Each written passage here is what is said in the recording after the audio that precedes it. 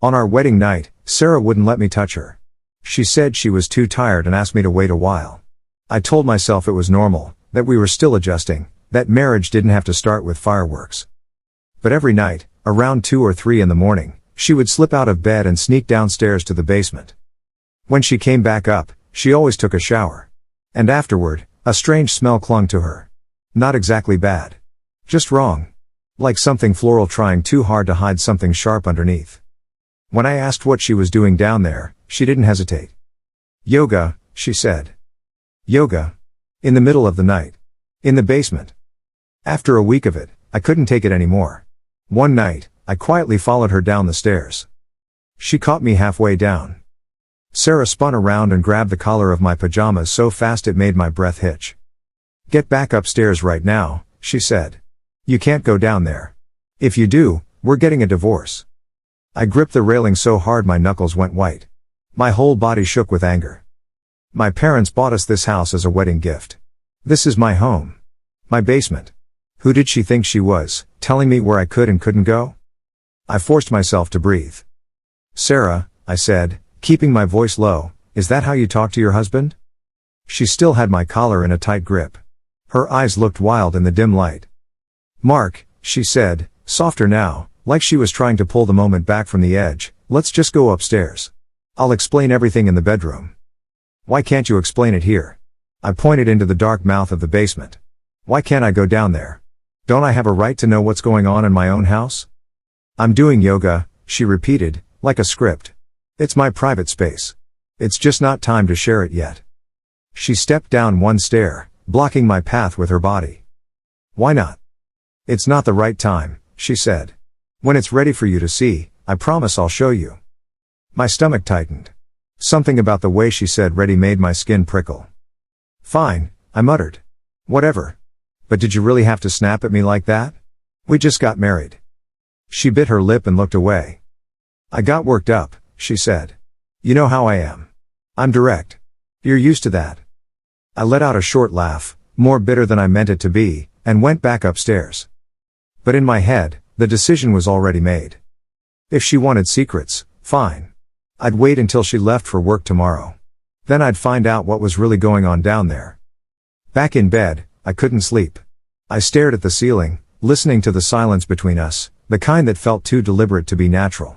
When I turned my head, Sarah was awake too, staring straight up like she was watching something only she could see. I remembered how shocked I'd been when she first asked me out. She was gorgeous. The kind of woman who didn't have to try. Men noticed her everywhere. And me? I was just an average-looking guy with an average job and nothing flashy about my life. What did she even see in me? She told me she liked my kindness. My calm. The quiet way I moved through the world. I believed every word. Back then, I thought I was the luckiest guy alive. So why did she flinch from me like I was something dirty? I reached out, slow, careful, just to touch her cheek. What are you doing? She snapped, jerking away like my fingers burned. Then she looked at me with something that made my chest go cold. Disgust. Like I was a bug she couldn't believe had crawled into her bed. I turned away, my face hot with humiliation. You said you needed time, I said. I said we couldn't be intimate yet, she corrected, clipped and tense. I get that, I said. But why freak out when I just touched you?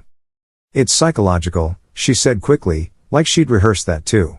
I'm looking for a therapist. You need to be patient. Then she tapped my shoulder with the back of her phone. Not her hand. The phone. Give me 6 months, she said. I promise things will be better. 6 months. She couldn't even touch me with her palm. I lay there staring into the dark, swallowing the anger because I didn't know what else to do. The truth was, from day one, I'd given Sarah everything. She liked jewelry, so I bought it. She wanted to travel, so I booked it. She talked about investing, so I listened, supported her, tried to be the husband she said she wanted. And this was what I got. A wife who treated me like an inconvenience, a stranger, a problem. If the marriage had a disease, I could feel it spreading from that basement. Morning came. I made breakfast, Sarah's favorites. She ate in silence, distant, like I was a waiter instead of her husband. After breakfast, I drove her to work. We both worked in sales at Serenity Scents Perfume Company. She walked into the building without looking back. The moment she disappeared through the doors, I told a coworker I had to step out, then I drove straight home. I rushed to the basement stairs and froze. The basement door was different. The simple door that had been there yesterday was gone, replaced by a reinforced one with a combination lock. My stomach dropped. Without that code, there was no way in. I pulled out my phone, snapped a picture, and started searching how to bypass locks like that. "What are you doing?" Her voice came from the top of the stairs. I spun around. Sarah was standing there, breathing hard. She'd followed me home. Before I could speak, she rushed down and slapped me across the face. The sound cracked in the quiet house. My cheek burned. "You hit me," I said, stunned. "What did I tell you?" She hissed. "This is my house," I said, pressing a hand to my face. "And you changed the door without telling me." She lifted her hand again. I flinched back and yanked my phone up. "I'm calling the police." Her eyes widened. "Why are you calling the police?" She grabbed my wrist, trying to pull the phone away. "Mark, stop. Don't do that. Why won't you let me into my own basement?" I demanded. "Why did you hit me?"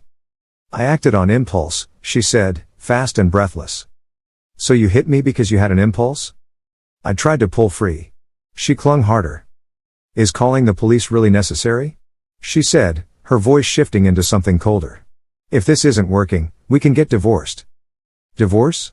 I took a step back, blinking. Things were bad, but divorce? We'd been married for days. And if we split, this house would get divided. My parents' gift. Their investment. Gone. Sarah's mouth tightened into something like a smile. "If we get divorced," she said, "I get half this house." I stared at her. "If you don't want a divorce," she continued, "things stay the way they are. Now go back to work." The air felt thin. Like I couldn't get a full breath. I lowered my phone slowly. Then I walked past her and went upstairs. "Come back," she called. I stopped and turned. "You disrespected me," I said, my voice shaking now. "Don't you owe me an apology?" She didn't answer. I punched the railing in frustration, too hard, and pain flared through my hand. I looked down and saw blood on my knuckles. I gave her one last look and left. Back at the office, my coworker David took one glance at my face and my hand and frowned. "Mark, you look terrible." "I'm fine," I muttered. He winked. "Don't overdo it on the honeymoon." I forced a laugh so it didn't look like my life was unraveling. Then David leaned closer. "Tomorrow's Saturday," he said. "Company team building. It's family friendly. Bring your spouse. Missing it can hurt our bonus." I cared about my bonus. I hated that I cared, but I did. Money was security. Money was options. "If Sarah goes," I said, "I'll go."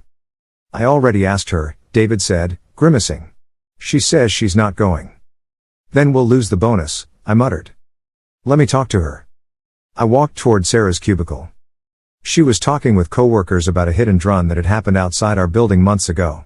Apparently a driver had hit a few employees and sped off. They never caught the person. I waited until there was a gap, then asked quietly, "Are you going tomorrow?" "No," she said, without looking at me. "We'll lose our bonus." "So what?" I stared at her. "I don't think we should throw money away over this." She snapped her head up. "Are you serious?" Sarah's voice rose sharp enough to slice through the office noise. "I'm staying home, and that's final." Silence spread across the room. Heads turned. Eyes locked onto us. My face burned. I didn't argue. I couldn't. There was nothing left to say that wouldn't make me look even smaller. I walked back to my desk. David followed. "Sorry I pushed you about that," he murmured. I nodded, then remembered the photo. I sent it to him. "David," I said, "you know people. Can you help me figure out how to open this kind of lock?" He studied it, then nodded slowly. "I know a guy," he said. "I'll ask." That night, I checked the security camera app we used for the house. Still broken. I'd noticed it was glitchy since the wedding. Now I wondered if it wasn't a glitch at all. Sarah came home carrying a cake box. She moved weirdly with it, like she didn't want me to see, slipping it into the pantry quickly. I caught a glimpse of the label, a fancy French mousse cake. It wasn't anyone's birthday. Dinner was the same as everything else, quiet, strained, polite in the way strangers are polite. By bedtime, I was rebandaging my hand. Sarah lay in bed facing away from me. "What have you decided?" she asked suddenly. I frowned. "About what?" "The divorce," she said. I let out a breath that sounded like a laugh. "What do you think?" Silence. "If you're not happy," I said, "just say so. I won't stop you." Her expression darkened. "Just go to sleep," she snapped. "You told me to give you time," I said. "You said things would get better." "We'll see," she said flatly. "I'm tired." I turned off the light. We shared a bed but lived separate lives. Sometime in the middle of the night, something woke me. Moonlight spilled across the sheets. I turned my head. Sarah was gone. I started to sit up, and felt a sudden weight on my left wrist. A metal cuff. Attached to the bed frame. For a second, I didn't understand what I was seeing. Then reality punched the air out of my lungs. She had restrained me so she could go to the basement. I pulled hard. It didn't budge. My heart hammered. My mouth went dry. What kind of marriage was this? Then I heard footsteps coming back. I dropped onto the pillow, squeezed my eyes shut, and forced my breathing to slow. Sarah slipped into the room, moved close, lifted my wrist, unlocked the cuff, and tucked it away like it was a normal part of her routine. Then she lay down. She tapped my shoulder with the back of her phone, checking if I was awake. I didn't move. She exhaled like she'd escaped something.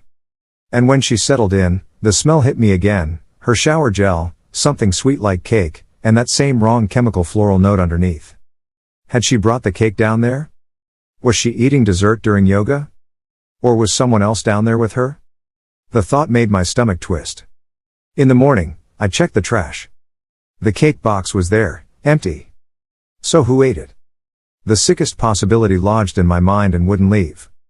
At the office, David grabbed my arm the moment I walked in. "My friend can get that door open," he whispered. I shushed him and pulled him aside when the area cleared. "I need another favor," I said. I told him my plan. He listened, then nodded. "Leave it to me." He left, and I stayed at my desk, pretending to work. Sarah kept glancing my way, watching me like she could feel trouble coming. At 11, David texted me. "Sorry. Couldn't get it open. Felt like someone was inside right when we almost had it. They locked it again from the other side." My stomach dropped. Someone was inside. Not just Sarah. Someone else. After work, I drove Sarah home. The moment we pulled into the driveway, she turned on me. No warning. No words.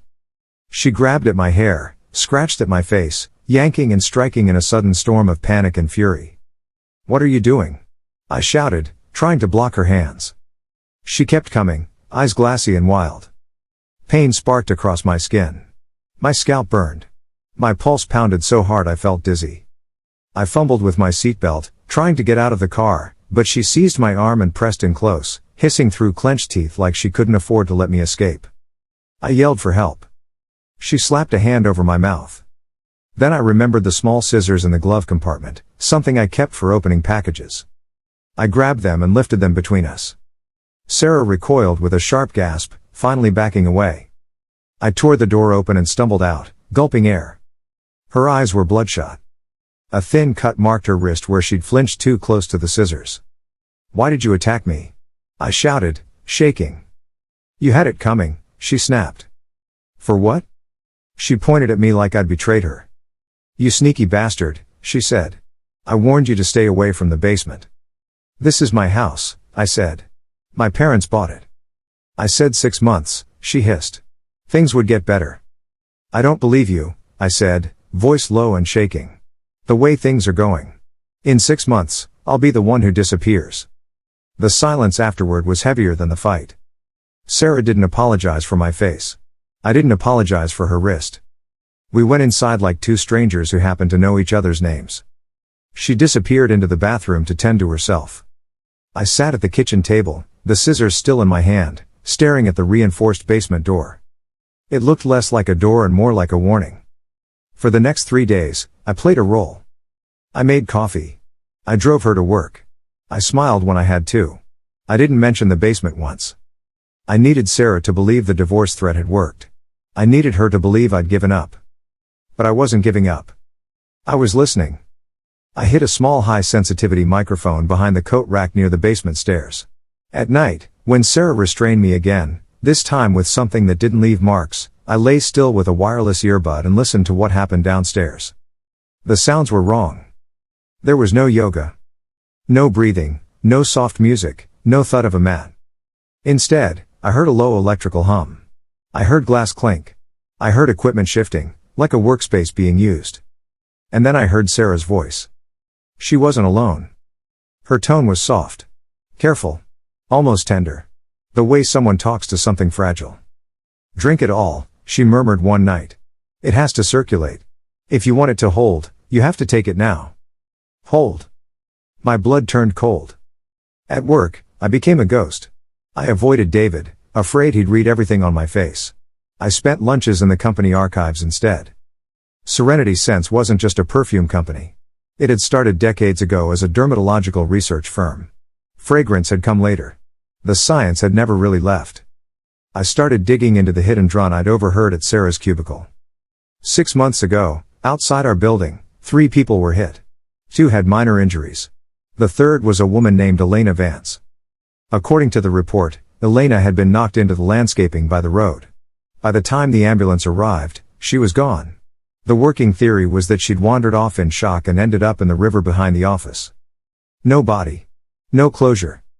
I pulled Elena Vance's employee file. She wasn't in sales. She was a lead chemist. Specialty, synthetic pheromones and tissue regeneration research.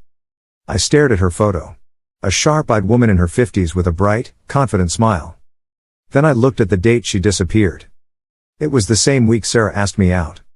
The same week Sarah, who had barely noticed me for 3 years, suddenly decided I was her perfect match. The realization hit so hard it made me nauseous. Sarah didn't love me. She needed me. She needed a house. She needed privacy. She needed a basement owned by a quiet man who wouldn't push too hard, wouldn't fight too loud, wouldn't be believed if he did. My parents' wedding gift wasn't a home. It was cover. And the 6-month deadline Sarah kept repeating wasn't patience. It was a timeline. As the weeks passed, I saw the change in her. She was losing weight. Her eyes looked tired in a way makeup couldn't hide. And that wrong smell clung to her longer, stronger, like it was sinking into her skin instead of her clothes. It reminded me of lilies and something sterile, sharp, clinical. One Tuesday, Sarah told me she had an executive meeting that would keep her late. I called in sick. This time, I didn't involve David. I went to a hardware store and bought a heavy-duty drill and a small inspection camera on a flexible wire. I didn't try to crack the lock. I went to the pantry, which shared a wall with the basement stairwell. I moved shelves, peeled back wallpaper, and drilled a narrow hole through the drywall and the wood behind it. My hand shook as I fed the camera through. The screen on my phone flickered to life. The basement was unrecognizable. Plastic sheeting lined the walls. Bright industrial lights hung from the ceiling. Equipment stood in neat, chilling rows. The space wasn't a storage room anymore. It was a lab. In the center was a medical-style bed. And on it was a woman. Elena Vance. She looked sedated, motionless, connected to tubes and monitors.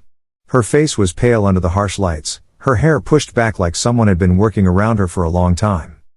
I swallowed hard, bile rising. Sarah was there too. She hadn't gone to any meeting. She stood over Elena holding a spray bottle, misting something into the air with the steady hands of someone who had done it 1,000 times. Almost there, Sarah whispered, her back to the camera. The scent is stabilizing. Once the board experiences it, they won't care about the accident. They'll call it a breakthrough. We'll be rich, Elena. You'll have a new life, and I'll have the world. A faint sound came from the bed, not a voice, just a weak, involuntary noise that made my stomach clench. Elena wasn't a guest. She was a test subject. A prototype. I pulled the camera back so fast the wire snapped against the wall. My hands were shaking so badly I could barely breathe. I turned to run for the front door. And froze. Sarah was standing in the kitchen. She wasn't wearing her work clothes. She was wearing fitted lab scrubs marked with faint stains of that shimmering gel-like substance I'd seen on the screen. And she was holding my phone. She'd seen the live feed through the synced cloud account. I told you to wait, Mark, she said. Her voice was flat. Empty. Like the woman I married was just a mask she didn't need anymore. She's alive, I choked out, backing toward the mudroom. Sarah, you took her. You're keeping her down there. She was going to die on that pavement, Sarah snapped, a crack finally splitting her calm. I brought her here. I used her work. I kept her going.